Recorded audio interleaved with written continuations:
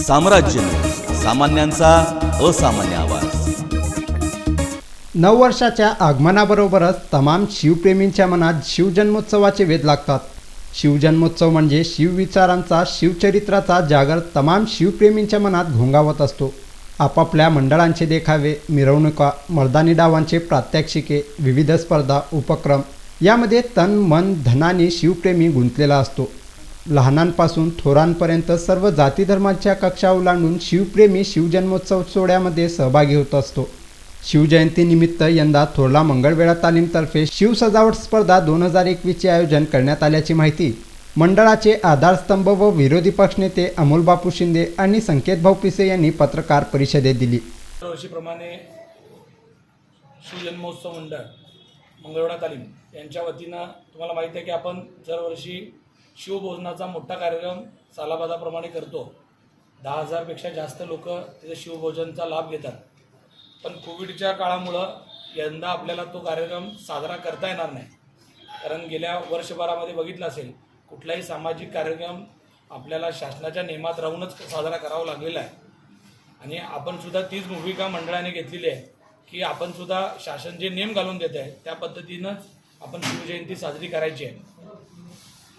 या वर्षीचं शिवजयंतीचं नियोजन असं असणार आहे की परवाच तुम्ही बघितलं असेल की सिद्धरामेश्वरांची यात्रा झाली आणि यात्रा आपल्याला कशा पद्धतीनं कोविडच्या काळामध्ये साजरी करावी लागली आणि सिद्ध सजावट स्पर्धेचं ज्या पद्धतीनं बुरकुले सर असतील त्यांचं वीरशैव विजननी जे आयोजन केलं होतं ते खरंच इतकं कौतुकास्पद होतं आणि त्या दिवशीच मला ती संकल्पना लक्षात करायची मी ठरवलं। आणि शिवाजी महाराजांची पण जयंती आपण घराघरात मनामनात अशा पद्धतीनं साजरी करायची की जेणेकरून गौरी गणेश आपण कशा पद्धतीनं साजरा करतो, गौरीची मूर्ती ठेवून आपण त्याच्या आजूबाजूला ज्या पद्धतीनं गणेशाची मूर्ती ठेवून सजावट करतो आणि त्याच्यातून आपल्याला जे काही सामाजिक संदेश द्यायचा आहे ते आपण देण्याचा त्यातनं प्रयत्न करतो, तोच कन्सेप्ट घेऊन आपण यावर्षीची शिवजयंती आपल्याला साजरी करायची आहे। ही करत असताना आपल्या जे काही घरांमध्ये आपण जी काही आपल्यामध्ये पोटेन्शियल असेल, ज्या मुलांना चित्रकलेच्या माध्यमातून शिवजयंती साजरी करायची असेल, रांगोळीच्या माध्यमातून शिवजयंती साजरी करायची असेल किंवा त्यांना जे काही सुचेल, किल्ल्याचं प्रदर्शन असेल, मूर्तींचं प्रदर्शन असेल, पुस्तकांच्या प्रदर्शनातून असेल, म्हणजे जी काही संकल्पना डोक्यात येते ती अस्तित्वात शिवजयंतीनिमित्त मुलांनी उतरावावी, लोकांनी उतरावावी।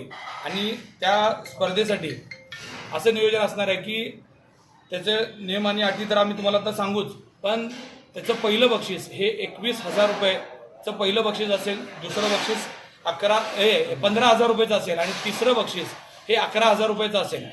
आणि 10 लोकांना जे उत्तेजनार्थ होणार आहेत अशा 10 लोकांना 2,000चे असे 20,000चे वेगळे बक्षीस असतील। आणि त्याचबरोबर जे कोणी स्पर्धक या स्पर्धेत भाग घेतील त्या सर्व स्पर्धकांना ट्रॉफी, प्रमाणपत्र हे आम्ही सहभागी भेटवस्तू म्हणून आम्ही त्यांना देणार आहोत। तसेच जुना पुणा नाका येथे संभाजी महाराजांच्या पुतळ्यासमोर 72 मीटर लांबीचा राष्ट्रवाद स्मार्ट सिटीच्या माध्यमातून उभा करण्यात येणार असल्याची माहिती विरोधी पक्षनेते अमोल बापू शिंदे यांनी पत्रकार परिषदेत दिली। मला वाटत नाही की कारण का आपण छत्रपती संभाजी महाराजांचा चौक हा छत्रपती संभाजी महाराजांचा पुतळा म्हणूनच ओळखला जातो आणि त्या ध्वजाला मला वाटत नाही की कुणाचा विरोध होणार नाही, कारण आपण राष्ट्रप्रेमाचं प्रतीक असणारं आपण जो तिरंगा ध्वज तिथं बसवतोय त्याच्यामुळे कुणाचा विरोध होणार नाही। खरं तर ते सोलापूरचं प्रवेशद्वार आहे, तिथं हा ध्वज होणं हे आपल्या सोलापूरसाठी खूप कौतुकाची गोष्ट असणार आहे। आणि नुसतं ध्वजच नाही तर त्याच्याबरोबर आपण छत्रपती संभाजी महाराजांची राजमुद्रा, बरेचदा आपल्याला माहिती आहे की शिवाजी महाराजांची राजमुद्रा आपल्याला सातत्यानं बघायला मिळते, पण संभाजी महाराजांची राजमुद्रा बरेचदा आपल्याला बघायला मिळत नाही।